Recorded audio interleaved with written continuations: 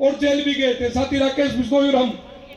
लेकिन उसके अंदर हमने एक चीज देखी थी कि वहां पे मुकदमों का हमेशा एक लिस्ट आती थी। मेरे और राकेश पे रोजाना एक लेटर आता था कि इन पे ये भड़काऊ भाषण देते हैं, वहां मुकदमे नहीं बने। हमने पहली बार देखा, नहीं तो हमने जो आंदोलन लिया लड़ा, आज तक मुकदमों की फाइल आप देखो तो मुकदमे ढेरों सारे हैं। लेकिन पहला वो आंदोलन था जिसके अंदर हमारे पे मुकदमे नहीं हुए। ये सही है कि ये गांधीवादी तरीके से लड़ते हैं, जो ये भाषा गांधी की भाषा नहीं जानते। गांधी के कांग्रेस के लोग गांधी की फोटो के आगे फूल जरूर चढ़ाते हैं, लेकिन उनके अंदर कपट है, वो गांधी को मानते ही नहीं।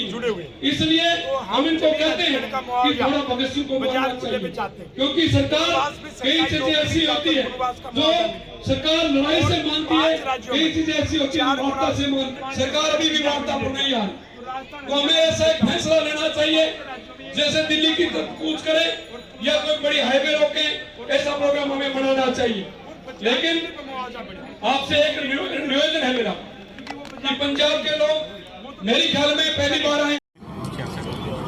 5 राज्यों की किसान एक बड़ी महापंचायत जिसका नाम पगड़ी समाल किसान महापंचायत था। ये 5 राज्य पगड़ी की रक्षा के लिए जाने जाते, ये पगड़ी के लिए शहादत देते आए, और नरेंद्र मोदी जी किसानों की अवहेलना करके हमारी पगड़ी पर हमला कर रहा है। इसलिए आज 5 राज्यों की किसान महापंचायत में फैसला लिया गया कि मैं रमेश दलाल 5 मई का 5 राज्यों के चुनाव का परिणाम आते ही एक तारीख की घोषणा करूंगा, हफ्ते 10 दिन के अंदर की, और यहाँ पर मेरा सत्याग्रह आमरण अनशन शुरू होगा। और वो आमरण अनशन इस बात के लिए शुरू होगा कि जब तक पहला विकेट भारतीय जनता पार्टी की हरियाणा की सरकार का नहीं गिरता, वो आमरण अनशन वापस नहीं होगा। और 5 राज्य के किसान उसमें सहयोग करेंगे, हमारे समर्थन में आएंगे। लेकिन अनशन सिर्फ मैं रमेश दलाल अकेला भारत भूमि बचाओ संघर्ष समिति उसका नेतृत्व करूंगा।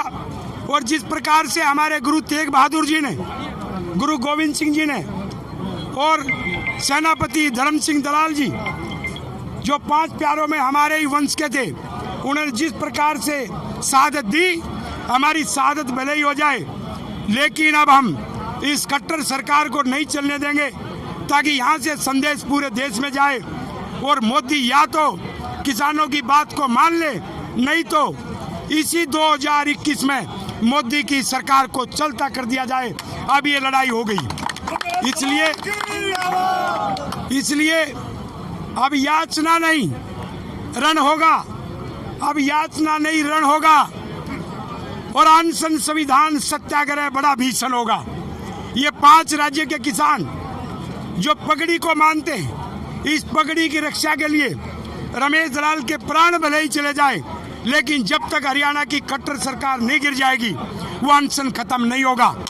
और लोगों से शांति बढ़ाने की मैं अपील करता हूँ, गांधीवादी तरीके से लड़ेंगे और जीतेंगे, और ये लड़ाई हमने जीतनी है। और मेरे नेतृत्व में भारत भूमि बचाओ संघर्ष समिति या दूसरे बैनर पे रमेश दलाल के नेतृत्व में जब जब किसानों ने परीक्षा ली, आज तक 45 से ज़्यादा आंदोलन सफल हो चुके हैं। मैं नहीं चाहता कि जो पंजाब के किसानों ने लड़ाई शुरू की वो लड़ाई ठंडी पड़े।